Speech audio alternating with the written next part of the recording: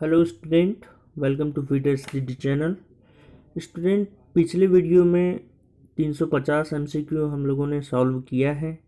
आज के इस वीडियो में 351 से आज का एमसीक्यू स्टार्ट करते हैं। यदि आपने चैनल को सब्सक्राइब नहीं किया है तो प्लीज़ चैनल को सब्सक्राइब कर लीजिए। क्वेश्चन नंबर 351 पूछा गया है कि लेथ बेड की धातु होती है। लेथ बेड यानी कि जो लेथ मशीन का बेड होता है वह किस धातु का बना होता है? A mild steel, B alloy steel, C cast iron और डी कास्ट स्टील। तो यहाँ पर जो करेक्ट आंसर है वह है हमारा कास्ट आयरन। अब लेथ बेड की जो धातु होती है वह कास्ट आयरन की क्यों बनाई जाती है? क्योंकि यह किसी भी कंप्रेसिव लोड को सहने की इसमें क्षमता होती है। दूसरी चीज़ कि यह कॉस्टली नहीं होता है, इसीलिए लेथ के जो बेड बनाए जाते हैं वह कास्ट आयरन के बनाए जाते हैं। क्वेश्चन नंबर 352 पूछा गया है, स्क्राइबर के पॉइंट का कोण होता है। स्क्राइबर का जो पॉइंट कोण होता है, स्क्राइबर का जो बिंदु कोण होता है यह कितने डिग्री का होता है? 30 डिग्री, 60 डिग्री, 12 से 15 डिग्री और डी दिया है 8 से 10 डिग्री। तो स्क्राइबर का जो पॉइंट एंगल होता है वह होता है 12 से 15 डिग्री का। नेक्स्ट क्वेश्चन है 353, सरफेस की क्वालिटी को शीघ्रता से चेक करने की एक विधि में फिनिश की हुई सरफेस को स्टैंडर्ड कंपैरिजन प्लेटो या सरफेस टेक्सचर स्टैंडर्ड का प्रयोग किया जाता है। सरफेस टेक्सचर स्टैंडर्ड के सेट में होती है। जो सरफेस होती है, यदि किसी भी जॉब की सरफेस होती है, उसका सरफेस चेक करने के लिए जो प्लेटों की जो संख्या होती है, कंपैरिजन जो प्लेटें इस्तेमाल की जाती है उन प्लेटों की संख्या को ये इसमें पूछा गया है। तो प्लेटों की संख्या पूछा गया है तो 24 प्लेट, बी 20 प्लेटें, सी 22 प्लेटें और डी 28 प्लेटें।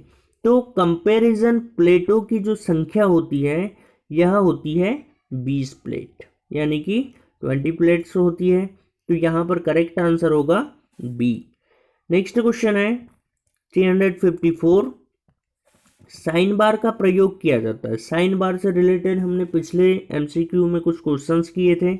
यहाँ पर पूछा गया साइन बार का प्रयोग क्यों किया जाता है? होल का व्यास मापने के लिए, बी टेपर जॉब का कोण ज्ञात करने के लिए, सी ड्रिलिंग के लिए, जॉब की लेवलिंग के लिए और डी ऑप्शन है थ्रेड की प्रोफाइल चेक करने के लिए। तो यहाँ पर स्टूडेंट जो साइन बार होता है उसका प्रयोग हम टेपर जॉब का कोण ज्ञात करने के लिए इस्तेमाल करते हैं। तो यहाँ पर करेक्ट आंसर होगा बी ऑप्शन होगा। नेक्स्ट क्वेश्चन है 355, होनिंग विधि में स्पिंडल का मूवमेंट होता है। होनिंग एक लैपिंग होती है प्रोसेस और दूसरी होनिंग प्रोसेस होती है। तो होनिंग प्रोसेस में स्पिंडल किस टाइप से मूवमेंट करता है? Vertical, reciprocating, C vertical and reciprocating और डी हॉरिजेंटल एंड रेसिप्रोकेटिंग। तो यहाँ पर जो होनिंग जो मेथड होती है उसका spindle horizontal and reciprocating motion में कार्य करता है। नेक्स्ट क्वेश्चन है, शाफ्ट का वह भाग जो बियरिंग में होता है उसे कहते हैं। शाफ्ट का जो भाग बियरिंग में होता है, बियरिंग से रिलेटेड यह क्वेश्चन है। तो सबसे पहले यहाँ पर इस तरह से बियरिंग होता है। तो बियरिंग का जो पूछा गया है कि कौन सा भाग होता है जो कि बियरिंग में होता है। ए है इनर रेस, बी थ्रस्ट, सी जर्नल और डी केज। तो यहाँ पर स्टूडेंट इस भाग को हम जर्नल कहते हैं, जहाँ पर कोई शाफ्ट यहाँ पर फिट की जाती है। तो ये वाला जो भाग कहलाता है ये कहलाता है जर्नल। तो राइट आंसर होगा जर्नल।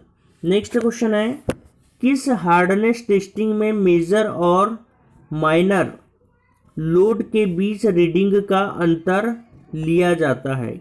कौन सी हार्डनेस टेस्टिंग है? तो यहाँ हार्डनेस टेस्टिंग की सारी विधियाँ दी हुई है। रॉकवेल दिया है, वीकर दिया है, ब्रिनेल दिया है और टेस्टिंग की शोर विधि भी दिया हुआ है।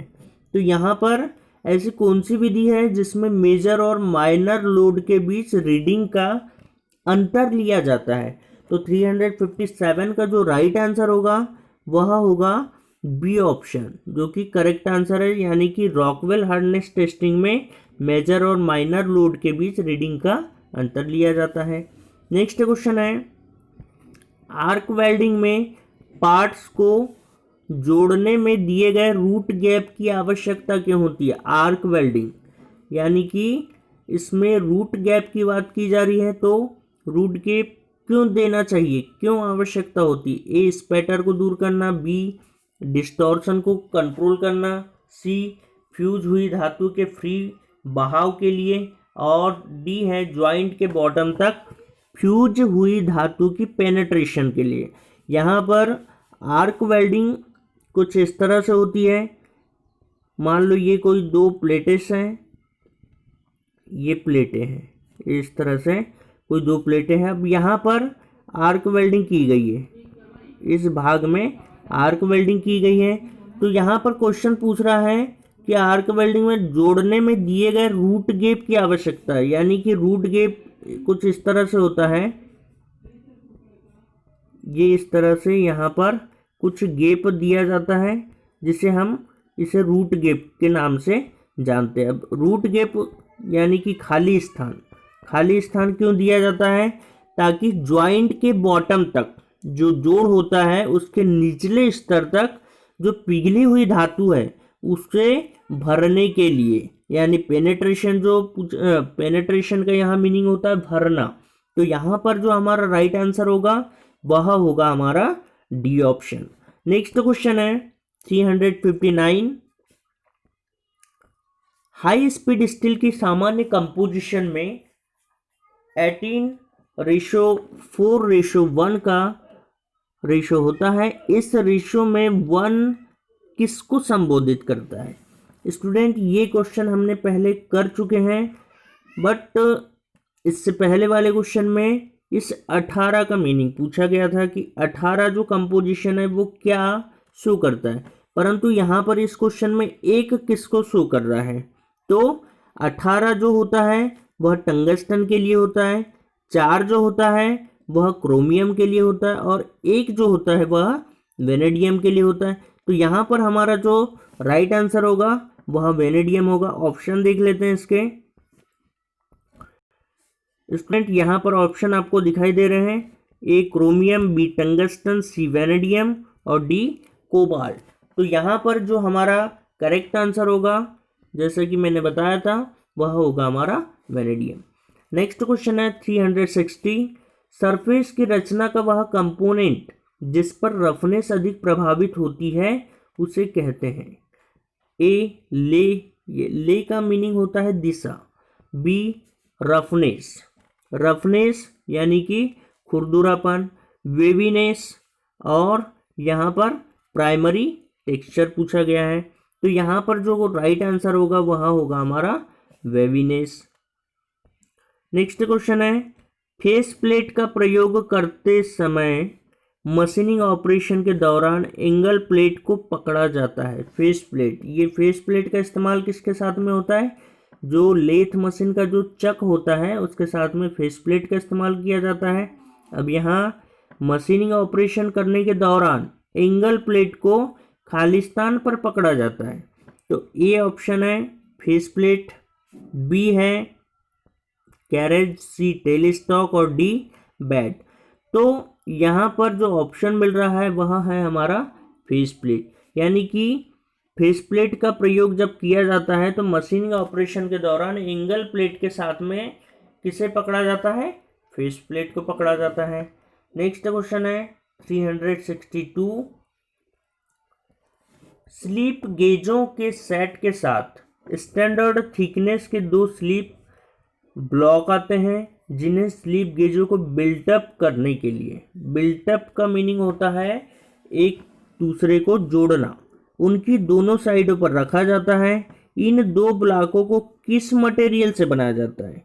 जब स्लिप गेजों के सेट के साथ स्टैंडर्ड थिकनेस के जो 2 स्लिप ब्लॉक आते हैं, यानी कि इस तरह से यहाँ पर ये जो आप देख रहे हैं ये पूरे स्लिप गेज है, और ऊपर की जो एक प्लेट होती है और नीचे की एक जो प्लेट होती है जिसे हम स्लीप ब्लॉक के नाम से जानते हैं, तो वह किस धातु के बने होते हैं?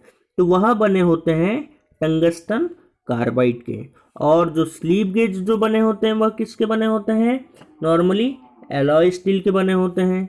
नेक्स्ट क्वेश्चन है, साइन बार की लंबाई होती है, साइन बार की लंबाई कैसी होती है? ये रोलर्स के बाहर से बाहर के बीच की दूरी, रोलर के सेंटर से सेंटर के बीच की दूरी, साइन बार के कर्ण क्रॉस लंबाई और साइन बार के एक सिरे से दूसरे सिरे के बीच की दूरी।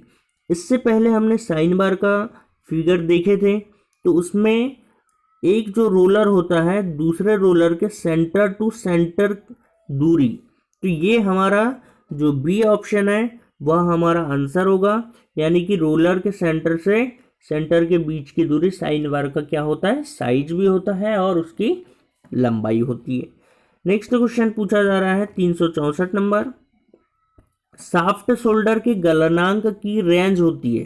जो साफ्ट शोल्डर होता है उसके गलनांक की रेंज कितनी होती है? तो 100 to 160 degree centigrade, B 183 degree centigrade to 225 degree centigrade, C 243 degree centigrade to 305 degree centigrade, और D 850 degree centigrade to 900 degree centigrade.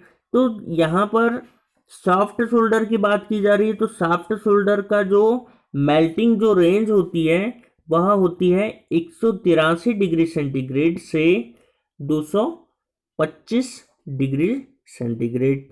Next question है, एक M5 टेप से टेपिंग करने के लिए किस साइज के ड्रिल की आवश्यकता होगी? यहाँ पर M का जो मीनिंग होता है वह मीट्रिक से रिलेटेड होता है और इसका जो सूत्र होता है TDS इक्वल TS इंटू 0.8।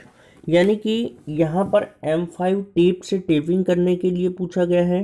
तो M5 टेप यानी कि ये जो सूत्र हमने लिया है यह M10 तक के लिए मान्य होता है, यानी कि 10 mm तक की जो टैप होती है उसके लिए हम ये सूत्र का इस्तेमाल करते हैं।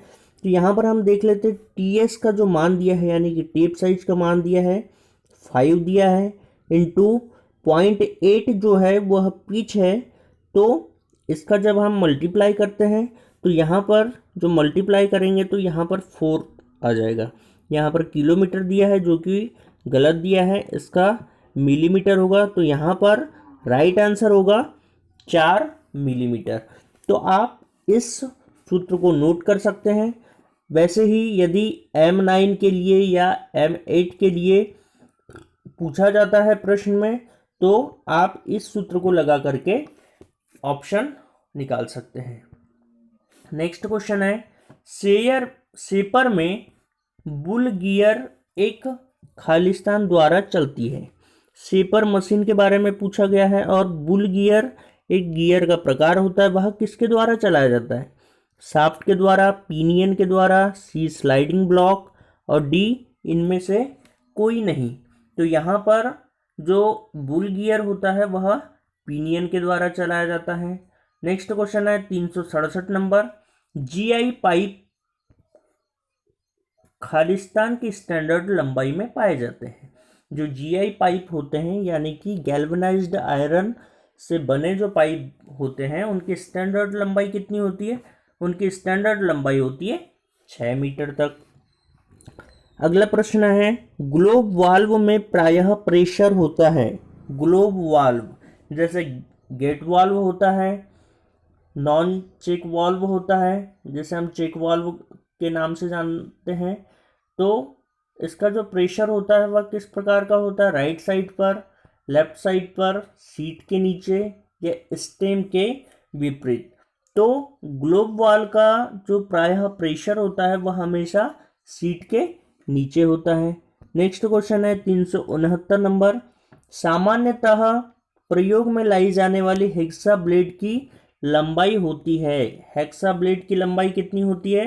250 मिलीमीटर तक होती है, जो कि करेक्ट आंसर है। नेक्स्ट क्वेश्चन है, क्वेश्चन पूछा गया है, टेपर प्लग गेज का प्रयोग खालिस्तान की चेकिंग के लिए किया जाता है। टेपर प्लग गेज जो होता है उसका प्रयोग क्या चेक करने के लिए किया जाता है? तो यहाँ पर ऑप्शन दिया है टेपर होल्स, बी सिलेंड्रिकल जॉबों के बाहरी टेपर, सी इंटरनल थ्रेड्स का माइनर डायमीटर और डी स्ट्रेट होल का डायमीटर। अब यहाँ टेपर प्लग गेज की बात हो रही तो इससे हम टेपर होल को जांचने का काम करते हैं। नेक्स्ट क्वेश्चन है, ट्विस्ट ड्रिल का पॉइंट एंगल किस पर निर्भर करता है? ट्विस्ट ड्रिल का जो पॉइंट बनाया जाता है वह किसके अनुसार रखा जाता है?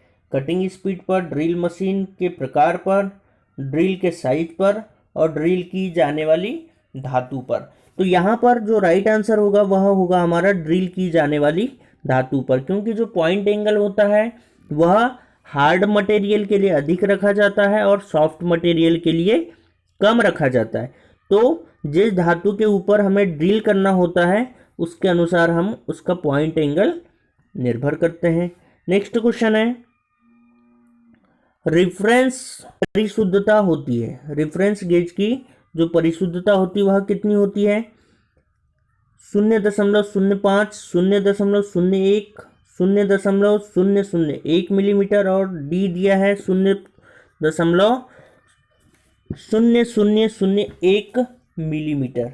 अब यहाँ पर रेफरेंस गेज की बात की जा रही, तो रेफरेंस गेज मीन्स कौन से गेज की बात की जा रही है? Master gauge, master gauge. अब इस मास्टर गेज को और किसके नाम से जाना जाता है? कंट्रोल गेज के भी नाम से जाना जाता है।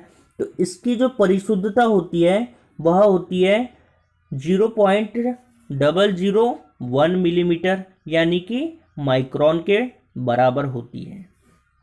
वैसे ही 1 माइक्रोन का जो मान होता है वह भी इतना ही होता है, 0.001 मिलीमीटर।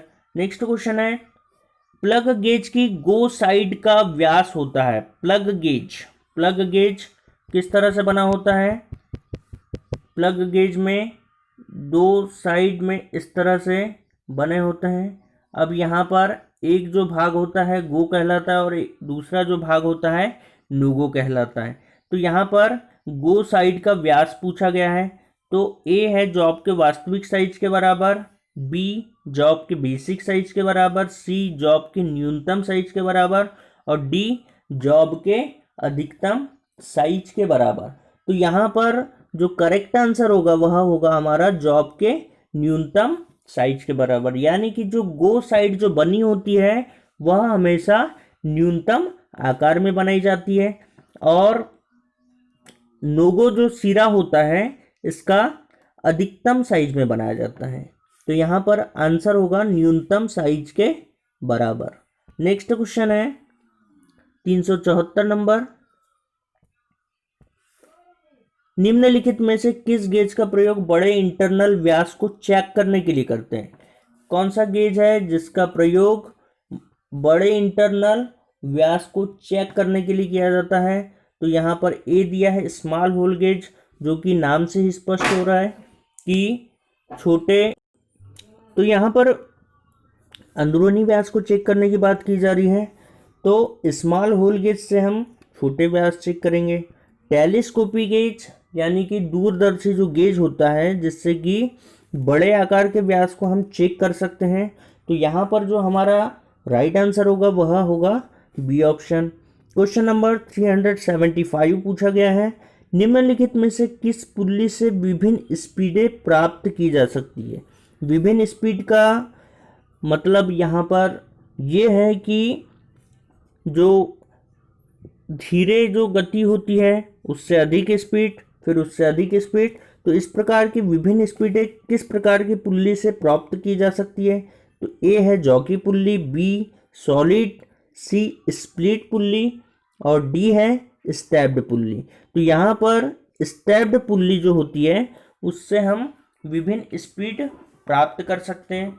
ये जो स्टैप्ड पुल्ली लगी होती है ड्रिल मशीन में भी लगी होती है और लेथ मशीन में भी लगी होती है। नेक्स्ट क्वेश्चन है, होल बेसिस सिस्टम में के अंतर्गत कौन सा क्लियरेंस फिट है? अब यहाँ क्लियरेंस फिट की बात हो रही है, तो ए ऑप्शन जो दिया है 20H7, यानी कि होल का जो साइज है वह 7 है, और पी जो है वो शाफ्ट है, यानी कि 6P6 छोटा साइज दिया हुआ है। बी है जो 20 जो पूछा गया है 20 इसका डायमीटर है, एच जो है होल का साइज है, और जेड शाफ्ट का साइज है जो कि 11 शाफ्ट का साइज है, और होल का साइज 7 mm है। और यहाँ पर पूछा गया है 20 नॉमिनल डायमीटर है, और कैपिटल ई, जैसे कि कैपिटल ई या कैपिटल एच, जितने भी अल्फ़ाबेट होते हैं जो कि कैपिटल में बने होते हैं वह होल के लिए प्रयोग किए जाते हैं, और स्मॉल जो कैपिटल होते हैं, स्मॉल जो डिजिट होते हैं वह होते हैं शाफ्ट के लिए। तो यहाँ पर जो डी ऑप्शन जो दिखाई दे रहा है वो H7 और G11 है। तो यहाँ पर हमारा जो राइट आंसर होगा वह होगा हमारा G11, यानी कि जो शाफ्ट का साइज है वह होल की अपेक्षा क्या है, छोटा है। तो यहाँ पर हमारा राइट आंसर डी ऑप्शन होगा।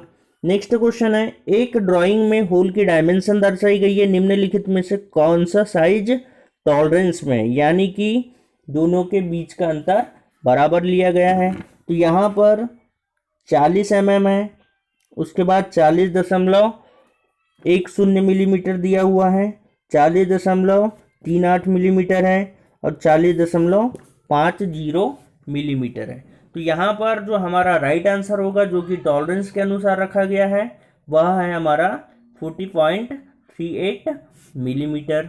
नेक्स्ट क्वेश्चन है 378 नंबर, पहले किए हुए सुराग के सिरों की बेवलिंग करने वाली प्रोसेस को क्या कहा जाता है, पहले किए गए सुराग को। तो यहाँ पर ए ऑप्शन देख लेते हैं, spot facing, B boring, C counter boring, और डी काउंटर सिंकिंग। तो स्टूडेंट इस तरह का कोई होल है, अब इसके ऊपरी फेस को इस तरह से बेवल करना है, तो ये वाली जो प्रोसेस कहलाती है ये प्रोसेस कहलाती है काउंटर सिंकिंग, जो कि राइट आंसर है। अगला क्वेश्चन है, नॉन फेरस मेटल की होनिंग करने के लिए किस एब्रेसिव का प्रयोग किया जाता है। नॉन फेरस मेटल यानी कि अलौह धातु की होनिंग करना है तो कौन सा एब्रेसिव प्रयोग में लाया जाएगा, ए डायमंड, बी बोरान कार्बाइड, सी एल्यूमिनियम ऑक्साइड, और सी सिलिकॉन कार्बाइड। तो नॉन फेरस मेटल के लिए हम हमेशा सिलिकॉन कार्बाइड का इस्तेमाल करते हैं। तो यहाँ पर हमारा राइट आंसर हो जाएगा डी ऑप्शन होगा, जो कि राइट है। अगला क्वेश्चन है 380, प्लेन बुश बियरिंग के स्थिति में हाउसिंग में बूस को घूमने से रोकने के लिए इसे खालिस्तान के द्वारा फिट करना चाहिए। जो प्लेन बूस बियरिंग होता है, हाउसिंग का मीनिंग ये होता है कि जिसके अंदर में बियरिंग रखा जाता है। ये इस तरह से ये वाला भाग हम समझने के लिए हाउसिंग इसे मान लिया जाएगा। ये इस तरह से एक हाउसिंग होती है। अब ये जो होता है ये बूस, इसे घूमने से रोकने के लिए हम क्या करेंगे, इसे किसके द्वारा फिक्स करेंगे, की या स्क्रू, बी सोल्डरिंग, सी ब्रेजिंग, और डी वेल्डिंग। तो स्टूडेंट यहाँ पर जो फास्टनर का इस्तेमाल करता है वह टेम्पररी फास्टनर, ताकि हम इस बूस को कभी भी ज़रूरत पड़ने पर निकाल सकते हैं। इसीलिए हम की या स्क्रू के द्वारा इसे हम घूमने से रोक सकते हैं। अगला क्वेश्चन है 381, किस प्रकार के हार्डनेस टेस्टिंग में लोड को इंडेंटेशन टूल पर समय की निर्दिष्ट अवधि के लिए लगाया जाता है। इंडेंटेशन यानी कि ये इंडिकेट करने का कार्य करता है। तो ऐसा टूल किस विधि में लगाया जाता है, क्या वीकर हार्डनेस टेस्टिंग में लगाया जाता है, बी ब्रिनेल हार्डनेस टेस्टिंग में, या सी रॉकवेल हार्डनेस टेस्टिंग, या डी शोर मेथड। तो यहाँ पर जो इंडिटेशन जो टूल होता है उसका इस्तेमाल हम रॉकवेल हार्डनेस टेस्टिंग के लिए करते हैं। अगला प्रश्न है 382 नंबर, निम्नलिखित पाइपों में से किसको branch type hand operated pipe bending machine के द्वारा मोड़ा जा सकता है? तो यहाँ पर ऑपरेटेड पाइप बेंडिंग मशीन एक प्रकार की मशीन होती है जो पाइपों को बेंड करने का काम करती है। तो यहाँ पर ऐसी कौन सा पाइप है जिसे हम मोड़ सकते हैं? तो conduit pipe, GI pipe, C copper pipe और डी पीवीसी पाइप। पीवीसी का फुल फॉर्म होता है पॉलीविनाइल क्लोराइड, और इस प्रश्न के आधार पर हमारा उत्तर होगा जीआई पाइप, जो कि राइट आंसर होगा। अगला प्रश्न पूछा जा रहा है, एक वर्क पीस की 60 mm की न्यूनतम डायमेंशन और 0.02 मिलीमीटर की टॉलरेंस में उत्पादन करना है, निम्नलिखित में से कौन सी स्पेसिफिकेशन सही है? तो यहाँ पर हम देख लेते हैं, ए जो पूछा जा रहा है 60 और फिर प्लस प्लस में दिया हुआ है 0.3 और 0.1। बी जो है 60 प्लस माइनस 0.2 पूछा गया है। सी जो है 60 प्लस 0.02 और सिर्फ 0 दिया हुआ है। और डी जो है 60 प्लस 0.1 और माइनस 0.1। तो यहाँ न्यूनतम डायमेंशन की बात की जा रही है और टॉलरेंस 0.02 मिलीमीटर की टॉलरेंस में उत्पादन करना है। तो यहाँ पर जो हमारा राइट आंसर मिल जा रहा है वह है हमारा सी ऑप्शन, जो कि यहाँ पर सिर्फ प्लस में दिया हुआ है 0.02 मिलीमीटर। इसका डिस्क्रिप्शन जानने के लिए आपको लिमिट फिट टॉलरेंस का आपको चैप्टर एक बार स्टडी करना होगा। अगला क्वेश्चन है 384, केमिकल प्लांट, जो रासायनिक जो प्लांट होते हैं और फूड प्रोसेसिंग इक्विपमेंट के लिए स्टेनलेस स्टील अधिक उपयुक्त धातु होती है, क्योंकि इसमें हाई कोरोजन रेजिस्टेंस होता है। क्यों होता है? केवल वायुमंडलीय तापमान पर, बी अधिक नमी में, सी उच्च इलेक्ट्रिकल करंट पर और डी बढ़े हुए तापमान पर। तो यहाँ पर हाई कोरोजन रेजिस्टेंस कब होता है? तो इसका जो राइट आंसर होगा वह होगा बढ़े हुए तापमान पर, यानी कि हाई टेम्परेचर पर इसका इस्तेमाल होता है, हाई कोरोजन रेजिस्टेंस। और केमिकल प्लांट में स्टेनलेस स्टील का अधिक उपयोग किया जाता है, परंतु इसमें अधिक कोरोजन यानी कि जंग लगने की प्रतिरोधक क्षमता क्यों होती है? क्योंकि इसका जो तापमान होता है यह ज़्यादा होता है, इसीलिए यह जंग लगने का विरोध करता है। अगला प्रश्न है 385 नंबर, निम्नलिखित में से कौन सा जिग पतली सीटों में ड्रिलिंग करने के लिए प्रयोग किया जाता है? तो ऐसी कौन सी जिग होती है जिसका प्रयोग पतली सीटों में ड्रिलिंग करने के लिए प्रयोग किया जाता है? तो पतली सीट, जैसे पतली सीटों में ड्रिलिंग करना होता है तो वहाँ पर हम सॉलिड जिग का इस्तेमाल करेंगे, बी सैंडविच जिग का इस्तेमाल करेंगे, या सी पोस्ट जिग, या डी टेबल जिग। तो सैंडविच जो अधिकांश हमने नाम सुना है जो कि खाने के लिए इस्तेमाल किया जाता है, तो दो जो सैंडविच होते हैं उनके बीच में कुछ रखा जाता है मटेरियल जिसको हम बीच में दबा करके रखते हैं। तो वैसे ही जैसे कि नाम यहाँ दिया हुआ सैंडविच, तो ये हमारा करेक्ट आंसर होगा। अगला क्वेश्चन है, साइन बार का साइज निर्दिष्ट किया जाता है। साइन बार का साइज किस प्रकार से निर्दिष्ट किया जाता है? उसकी चौड़ाई की माप द्वारा, बी रोलर के सेंटर टू सेंटर की दूरी, साइन बार के भार द्वारा, और सेटिंग के अधिकतम कोण द्वारा। तो हमारा यहाँ पर राइट आंसर होगा रोलरों के सेंटर टू सेंटर की दूरी द्वारा। ये क्वेश्चन हमने पहले कर चुके हैं, ये क्वेश्चन फिर से रिपीट हो रहा है। जिग एक डिवाइस है जो कि वर्क पीस को पकड़ता है, बी कटिंग टूल को लोकेट करता है, सी कटिंग टूल को गाइड करता है, और डी कटिंग टूल को पकड़ता है, आश्रय देता है, लोकेट करता है और गाइड भी करता है। तो यहाँ पर जो हमारा राइट आंसर हो जाएगा वह डी ऑप्शन होगा, जो कि जिग जो होता है वह टूल को पकड़ने का भी काम करता है, सहारा भी देता है, लोकेट करने के साथ साथ गाइड करने का भी काम करता है। अगला क्वेश्चन है 388 नंबर, पाइप रीमर का प्रयोग किया जाता है। पाइप रीमर, जैसे कि रीमर क्या काम करता है कि किसी भी होल को परिशुद्ध साइज में बनाने के लिए हम रीमर का इस्तेमाल करते हैं, परंतु यहाँ पर पाइप रीमर की बात की जा रही है। तो पाइप रीमर का क्या कार्य होगा? ए, पाइप की बाहरी व्यास कम करने के लिए, जो कि ये ऑप्शन बिल्कुल गलत है। अगला क्वेश्चन है, अगला ऑप्शन यहाँ पर पूछा गया है बर वगैरह दूर करने के लिए, सी पाइप का अंदरूनी व्यास बढ़ाने के लिए, और डी जो है थ्रेडिंग करने के लिए। तो स्टूडेंट, रीमर से हम अंदरूनी व्यास नहीं बढ़ा सकते और ना ही हम इससे चूड़ी बना सकते हैं।